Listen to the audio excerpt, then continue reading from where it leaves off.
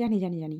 আমার মতন অনেকেই বটবটি খেতে ভালোবাসে না। কিন্তু এইভাবে বটবটির রেসিপিটা দেখলে তোমাদের অবশ্যই ভালো লাগবে। বটবটিগুলো আগে সিদ্ধ করে নিলাম। দিয়ে এখানে একটু সামান্য তেল দিয়ে শুকনো লঙ্কা, কালো জিরে আর রসুনটা একটু হালকা করে ভেজে নেওয়ার পর একটু গুঁড়ো করে নিলাম। দিয়ে যে বটবটিটা সিদ্ধ করে রেখেছিলাম সেটা এখন দিয়ে দেবো। দিয়ে একটু পেস্ট বানিয়ে নেবো। একটা পেস্ট বানিয়ে নেবো। হ্যাঁ, বটবটি তো আমিও খেতে ভালোবাসি না। বললাম না? এভাবে একবার বানিয়ে খেয়ে দেখো, অবশ্যই ভালো লাগবে। আশা করছি ভালো লাগবে।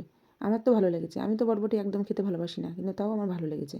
তো চলো বটবটিটা আমার পেস্ট করা হয়ে গেল। এটা কিন্তু বটবটি বাটা। তো ভাবলাম চলো বটবটি এতদিন তো এত কিছু রান্নার রেসিপি দেখিয়েছি। চলো বটবটি বাটার রেসিপিটাও তোমাদের সঙ্গে শেয়ার করি। এখানে লবণ দিয়ে দিলাম। লবণ দেওয়ার পর কড়াইতে তেল দিয়ে দিলাম।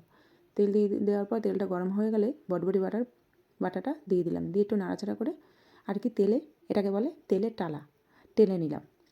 তারপরে নামিয়ে ফেলবো। বটবটিটা কিন্তু একভাবে করা যায়। সেটা হচ্ছে একবারে বটবটিটা সিদ্ধ করার পর তেলে ভেজে বাটা যায়। কিন্তু ওইটার থেকে আমার মনে হয় এটা বেশি টেস্টি। তাই আমি এইভাবেই করি। আমি কিন্তু বটবটি একদমই পছন্দ করি না। বটবটি আমার একদম দু চোখের বিষ।